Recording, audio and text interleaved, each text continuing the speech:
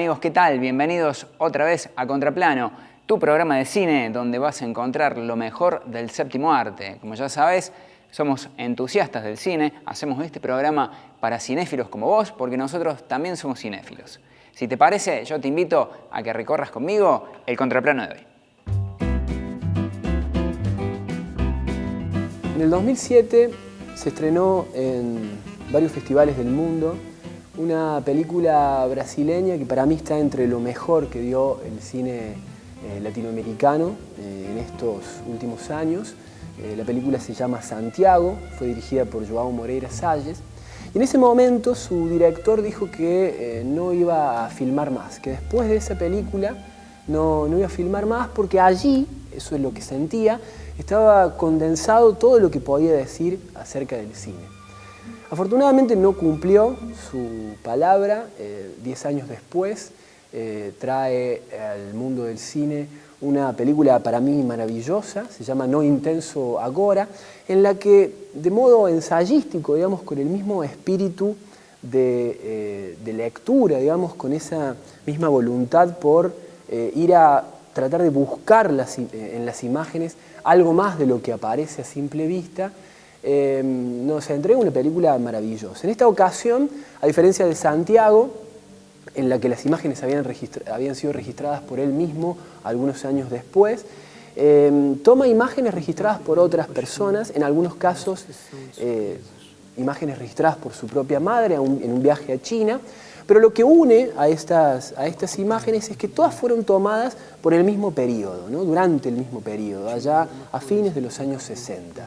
Hay imágenes tomadas en Checoslovaquia, hay otras en Brasil, hay algunas registradas, decía, por su propia madre en China, y hay muchas, diría que gran parte del entramado de la película está asentado en imágenes tomadas durante el Mayo francés, allá por el año 68, y creo que lo que identifica principalmente al cine de Salles, pero que se nota muchísimo aquí en No Intenso Agora, es que tiene una capacidad y una lucidez muy difícil de encontrar a la hora de pensar y de leer las imágenes.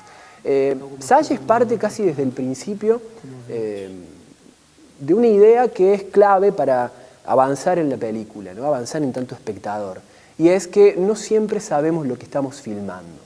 Es decir, a veces hay algo más de aquello que creemos que aparece en la superficie y que es lo que agota la imagen. Creo que eso es lo que hace que la película sea tan valiosa, porque nos permite leer ciertos acontecimientos desde otro lugar, ¿no? Nos permite encontrar que en las mismas imágenes hay algo que luego la historia terminó por confirmar, ¿no? En ese intenso ahora ya se podían ver las fallas, ¿no? Por supuesto, a partir de una mirada retrospectiva, ¿no? Él es consciente de que está mirando esas imágenes desde el 2017, ¿no? Del 2016. Eso es lo que hace que la película sea tan valiosa. Hay que decir que, en otro orden, ciertas implicancias políticas en esta actualidad que la película tiene resultan un poco conservadoras. Es raro decirlo porque él se piensa como un cineasta de izquierda, pero esta mirada que él tiene bastante nostálgica y como si el momento histórico ese estuviera encapsulado y ya la transformación y toda la promesa del Mayo francés, la promesa de la Revolución China y de diferentes acontecimientos que estaban sucediendo en el mundo, en Checoslovaquia y en Brasil por aquellos años, ya no pudiera volver a darse, ¿no? Como si no hubiera un futuro para esas ideas. Ahí está la contradicción, pero creo que es una contradicción de la cual João Moreira Salles es consciente y que, lejos de desmerecer a la película, le aporta todavía más riqueza a partir de sus contradicciones. Se llama No Intenso Agora y es del brasileño João Moreira Salles. Ela foi feliz na China e por isso gosto de pensar nela lá, quando tudo parecia possível.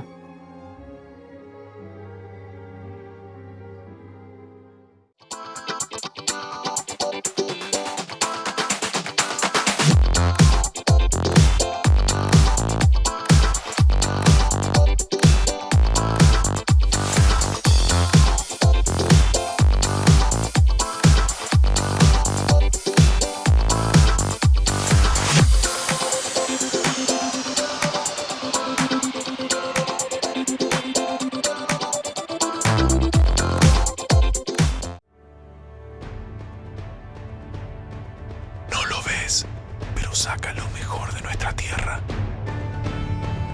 No lo ves, pero enciende los motores de nuestra industria. No lo ves, pero abriga las aulas de nuestras escuelas. No lo ves, pero es energía que llena de vida nuestros hospitales. No lo ves, pero nos impulsa a ser cada vez más grandes. No lo ves, pero es refugio de nuestras mejores costumbres. No lo ves, pero nos permite alcanzar grandes sueños.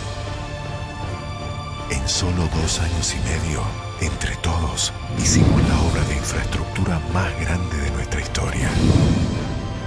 Y en diciembre seremos la única provincia argentina con gasoductos troncales para el 98% de sus habitantes. Entre todos podemos y hacemos más. ¿No lo ves? Córdoba entre todos. Somos Bio4, pioneros en la producción de energía renovable y amigable con el medio ambiente. Una empresa que invierte en generar empleo genuino, impulsando una gran cadena productiva. Bio4, la energía del maíz.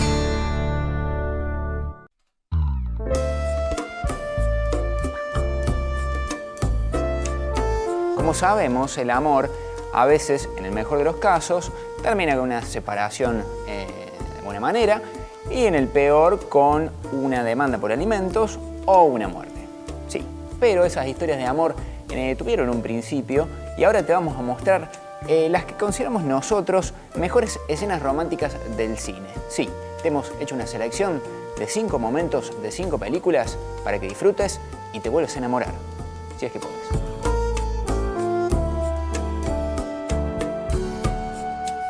Las películas nos transportan a todo tipo de emociones y el amor suele ser una de las favoritas del cine. En Contraplano nos gusta ver alguna película romántica de vez en cuando y acá te contamos cuáles son algunas de nuestras escenas preferidas. Casablanca, siempre tendremos París. Todos conocemos esta escena y quizás con un poco de memoria la podemos repetir junto a los personajes.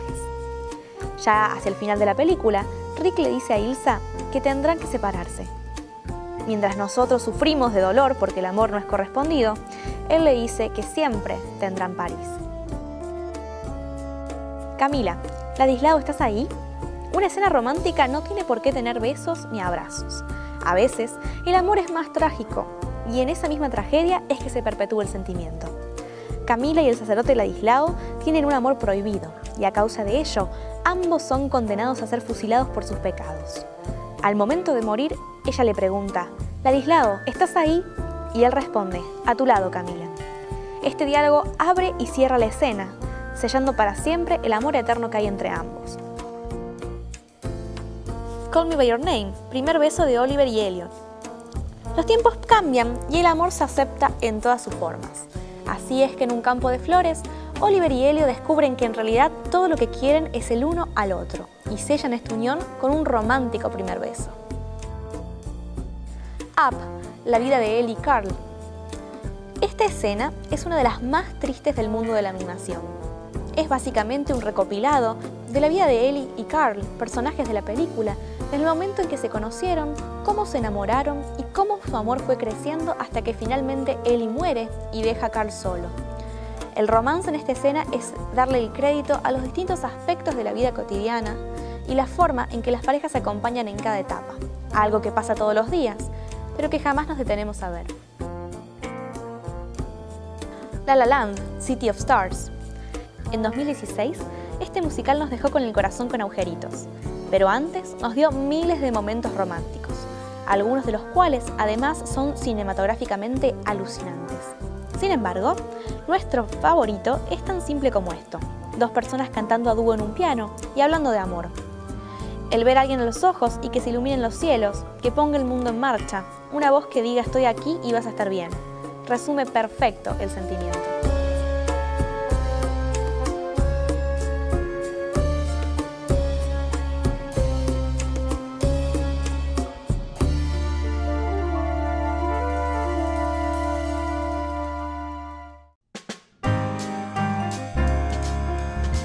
Se estrenó en diferentes salas del país Instrucciones para flotar un muerto, la segunda película de Nadir Medina.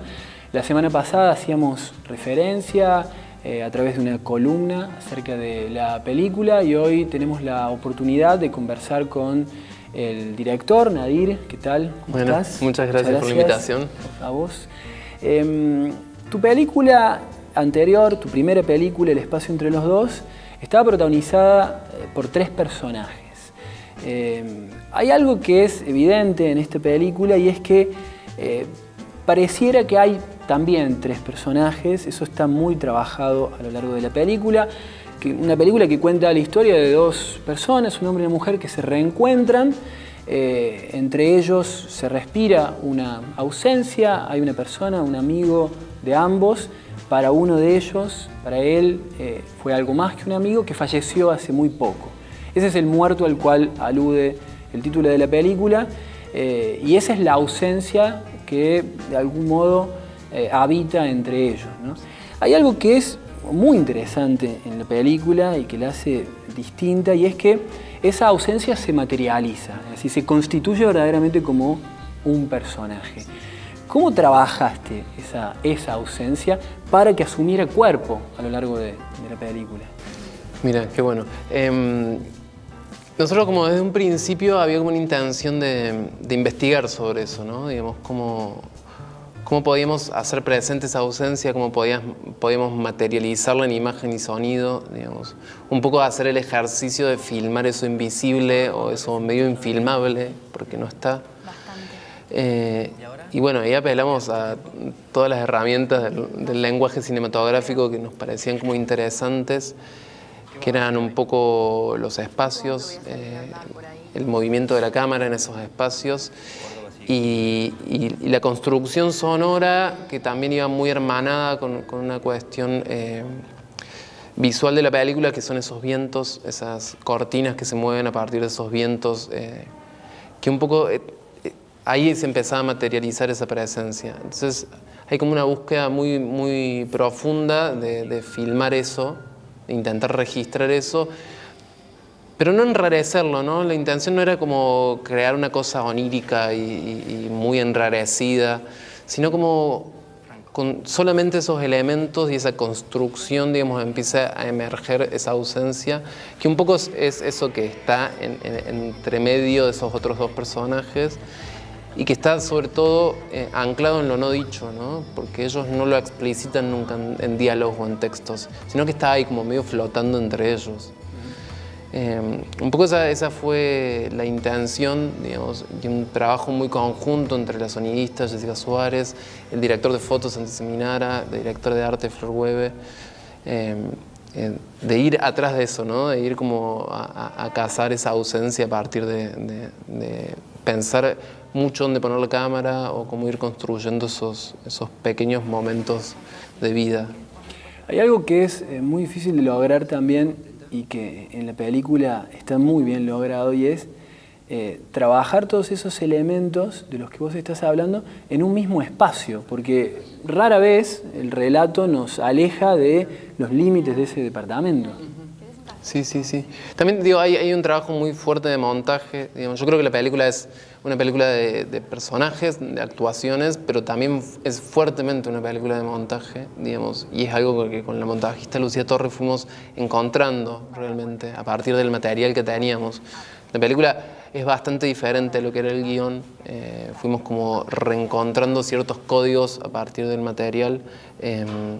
Y teníamos eso, teníamos ese adentro muy potente, todos esos elementos adentro de ese departamento y también un contraste muy fuerte con esos exteriores, en donde el exterior, la ciudad de Córdoba, representan cosas como bastante particulares para cada uno de los protagonistas. Digo, para mí el exterior para Pablo representa su vida cotidiana, el haberse quedado, su vida laboral, y en cambio en el caso de Jessie es su ciudad de origen, pero en donde ella se sigue sintiendo extranjera porque vive mucho tiempo afuera y entonces es una ciudad que la abruma también. Entonces también empieza a haber como una suerte de tensión entre hacia afuera y hacia adentro. Vos estuviste, entiendo, involucrado también en proyectos teatrales hace no sé cuánto tiempo, no sé si fue en el proceso de esta película o antes. El teatro para muchos cinéfilos es casi como una mala palabra, hay como una tensión histórica ahí entre teatro y cine, casi como que hablar de teatro para los cineastas es medio un tabú a veces. ¿Vos creés que ese trabajo con otro modo de concebir el espacio, ya no mediado por una cámara, sobre todo teniendo en cuenta que vos sos director de fotografía, influyó también en el acabado final de esta película? Yo creo que sí. No sé si tan directamente en esta película, digamos, porque yo trabajaba en teatro, pero no estaba dirigiendo teatro en esa época. Empecé a dirigir teatro este año, pero sí creo que hay un diálogo con eso. Digamos, sí entiendo que para ciertos cineastas la palabra teatralidad es como una especie de mala palabra. Es como, esto es muy teatral y es algo que está mal. Parece que es un camino muy interesante para desandar y como para empezar a encontrar puntos en común, digo, y empezar también a corrernos de cierto naturalismo ya un poco plano a mi entender, digamos. No es que esté en contra del naturalismo, digo, porque lo mismo creo que Instrucciones es una película naturalista, pero tiene elementos que intentan como bucear en otras cosas, y creo que eso tiene que ver con mi fanatismo con el teatro, con el trabajo con los actores de una forma bastante particular, que un poco viene de ese trabajo con los actores en el teatro. Sobre eso también te quería preguntar. Vos hace un rato hablabas de lo dicho, lo no dicho. Los diálogos se nota que están como muy medidos, muy laburados. Hay como un trabajo muy preciso con cada palabra y con la potencia expresiva que tiene cada palabra, lo cual es muy difícil después de lograr en el sentido de que el actor se lo apropia eso. ¿Cómo trabajaste la palabra con los actores? Digamos, ellos tenían la posibilidad de mover, ibas revisando el guión con ellos. Sí, fue como un trabajo muy colectivo, ¿no? Digamos, si bien había como unos textos escritos muy potentes, digamos, sobre todo, y ellos se basaban mucho en esos textos. De hecho, los personajes están hablando también de literatura, totalmente, de poesía, leen, escriben poesía. La película para mí habla del lenguaje también, ¿no? Y habla de la palabra, y hace como una reivindicación a la palabra. Y eso lo charlamos mucho con los dos protagonistas, y en realidad nos dedicamos un poco a jugar también, digamos. Había un montón de libertad en cuanto a cambiar un montón de cosas. Entonces jugábamos un poco a partir de los textos que había, pero había cierta libertad. Yo siempre pensé en los personajes, que había que moldar los personajes a los actores y no al revés. Entonces, porque había algo, para mí la película también trabaja algo generacional, entonces estos dos actores ya estaban atravesados por eso, su cuerpo ya tenía esa información. Entonces había que dejar que esos actores esa información de los actores pudiera emerger más allá del personaje. Entonces trabajamos con diferentes cosas y trabajamos mucho los diálogos, no ensayamos tanto de todas formas porque había también algo de esa incomunicación entre ellos dos que era muy interesante que sea real. Y después sí hubo un trabajo muy fuerte de montaje, de limpieza de textos, de diálogos. Por ahí la película venía de un guión que era un poco más explicativa, había mucho más información de la que la película termina teniendo, y con Lucía nos fuimos dando cuenta que podíamos quitar información y hacer una película más potente sin desinformar, ¿no? Y nos jugamos a eso, a generar un poco más de misterio, a potenciar la atención a partir de lo no dicho, que un poco se dice porque se entiende pero no está dicho. Entonces fue un trabajo también de montaje muy fino en ese sentido.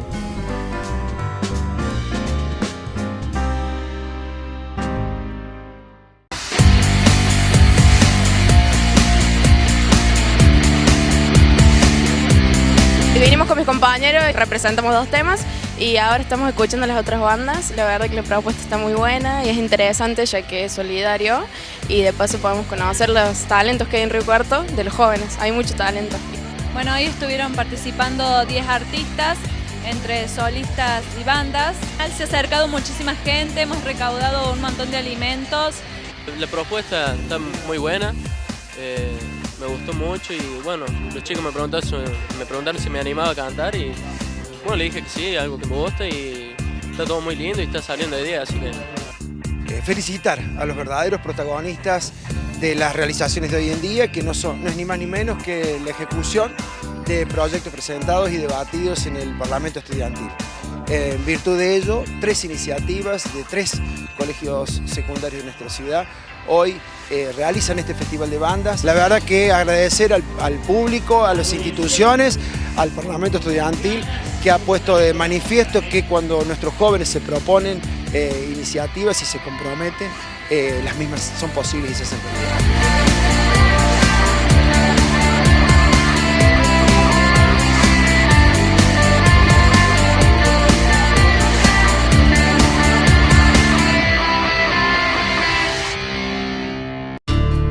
Somos Bio 4, pioneros en la producción de energía renovable y amigable con el medio ambiente. Una empresa que invierte en generar empleo genuino, impulsando una gran cadena productiva. Bio 4, la energía del maíz.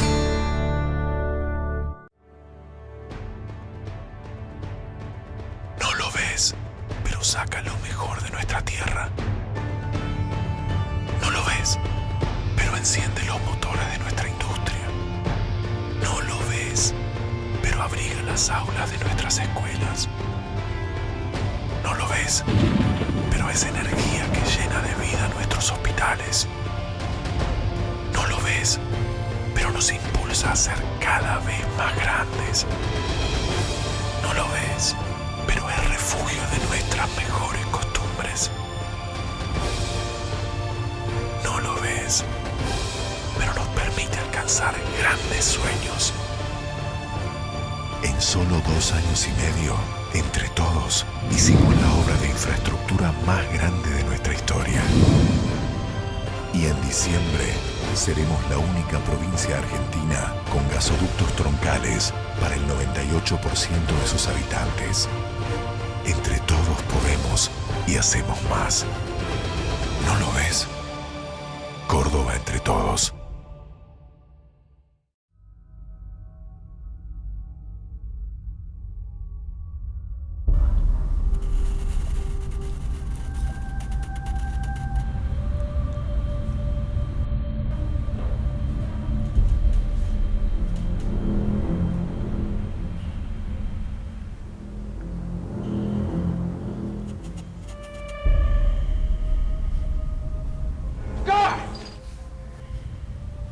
You wanna play rough?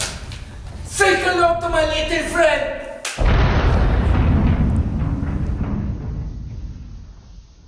En el año 1983, Brian De Palma dirige Scarface. ¿De qué se trata Scarface? Es la historia, a modo de fábula, del ascenso de un criminal cubano en territorio estadounidense, Tony Montana. Tony Montana, representado por el gran Al Pacino. Sinceramente, no había otro actor para ese papel. Tenía que ser Al Pacino porque, más allá que se dijo después que había cierta sobreactuación en su papel, bueno, la verdad, Al Pacino es Scarface.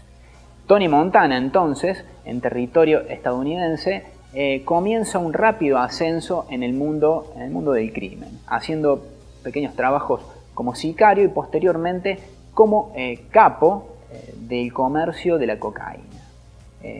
Un hombre enteramente impulsivo y con una ambición desmedida que quiere primero lograr dinero para tener poder y el poder para tener mujeres. Esa es la filosofía de Tony Montana y el motor de cada una de las acciones que realiza.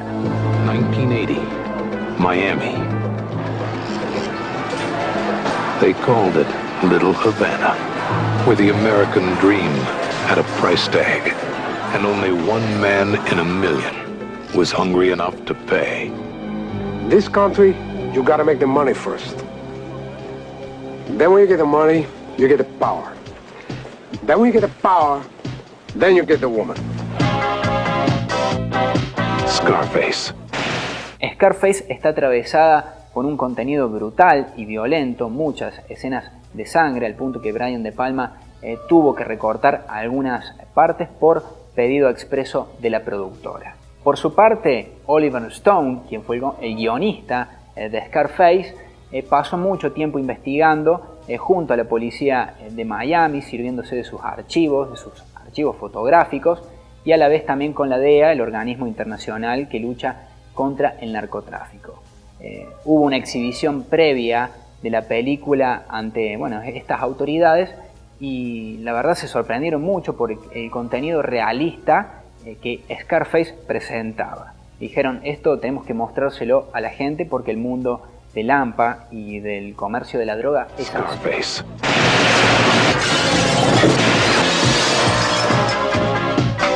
For one brief moment, the world was his.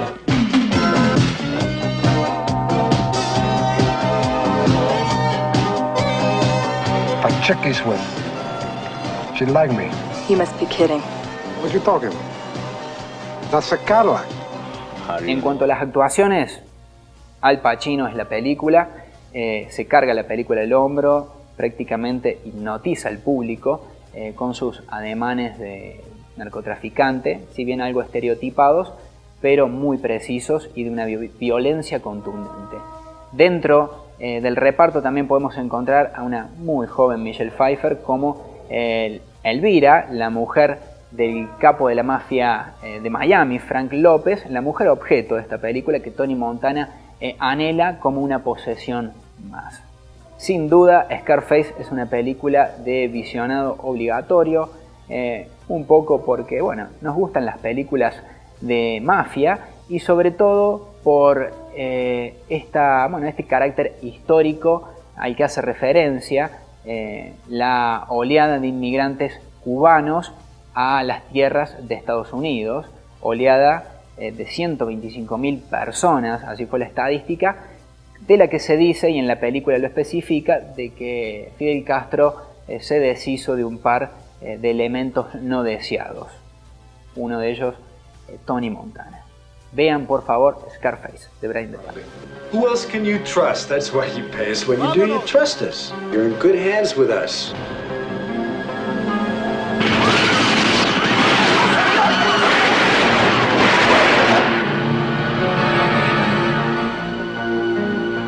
Al Pacino is Scarface. He loved the American dream with a vengeance. Al Pacino, Scarface.